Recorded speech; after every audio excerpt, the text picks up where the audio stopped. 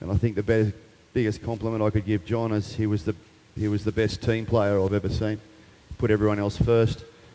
There's a whole lot of, sort of an ethos that the Scallywags try and live by. We never give up. We look after each other. We don't have to be the best, but we do it together. And probably the most important moral of our team is loyalty. And obviously I've had a lot of time to think about it in the last 10 days, but I'm pretty much describing John Fisher. I'm not really describing the Scallywag team, I'm describing John Fisher. So for me, he was my best mate.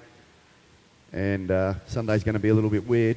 It'll be the first time I've gone to sea without him in 12 years. So, but, like you say, the support we've had from, within the Volvo family has been amazing. I think, it takes a special people to do this race, whether you're the skipper or you're the crew, and I think the character of the people in this race has been amplified by the way we've been supported by other competitors in the last week. I thought yesterday when the boat arrived to the dock was a pretty moving sort of thing. That wasn't for publicity or PR, that was just genuine good characters in the race, so I'm sure John would be very proud about that. But the best thing we can do in John's memory is get on the job, get on with it on Sunday. If he'd watched me, if he was standing behind me right now, he'd be telling me to harden up. Don't be soft and get on with it, and that's what we're going to do on Sunday. Well, of course, it's the first thing when you hear a message like that, just straight away you can just see everybody's face just drops. I think especially me being the skipper, you just have that extra responsibility feeling. But just that whole leg, it was just every time. I wrote about it as well. You wake up, you think about John. You go on deck, you think about John. So it's just, it's sitting deep.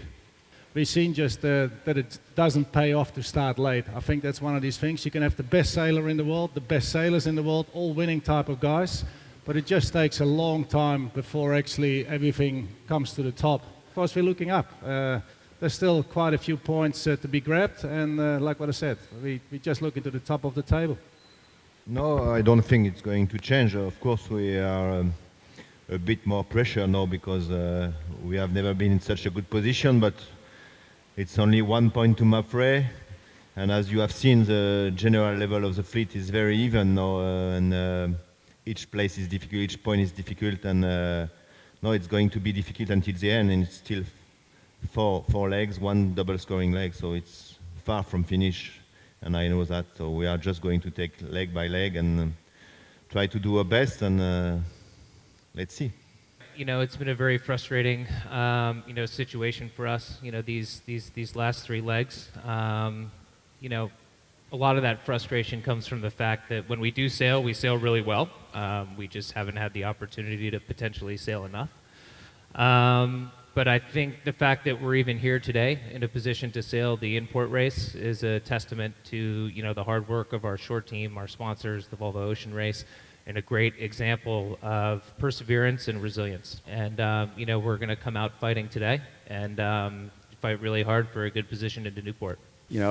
I'm personally changed from the tragedy. As a skipper, you're responsible for everybody.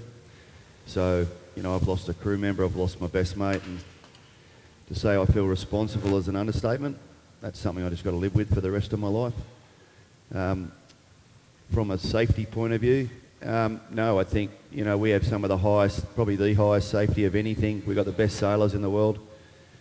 My description of the incident was, it's a bit like buying a block of Swiss cheese and all of a sudden all the holes line up. It's a sort of a whole lot of things had to all coincide and go wrong at the same time. I think what we do has got risk. That's probably what draws some of us here, and we just have to operate in that risk. And unfortunately, that the worst scenario happened this time. I don't think we'd do anything different than we did. I personally think if I got the opportunity, I'd just say that in the team's worst moment ever, they probably shone the brightest.